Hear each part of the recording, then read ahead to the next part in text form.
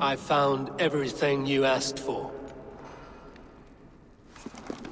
How soon can you finish this unbreakable cord? As soon as it wants to be made. You cannot rush this kind of magic. It flows with a speed all its own. Find me as soon as it's ready.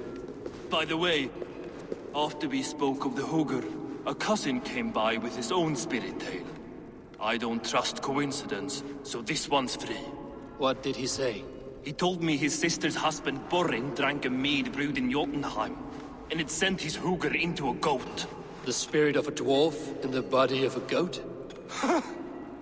Stranger still, his sister didn't even notice. Heavy!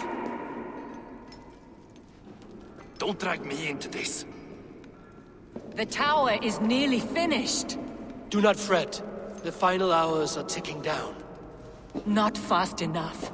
I feel the jaws of a trap closing upon me. Knowing you are in a trap is the first step to avoiding it. You don't care if I'm married off to this builder, do you?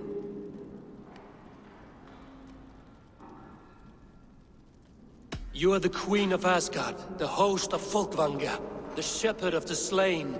Of course I care. Yet you act as if I'm some treasure to be traded about. I was wrong to use you like that.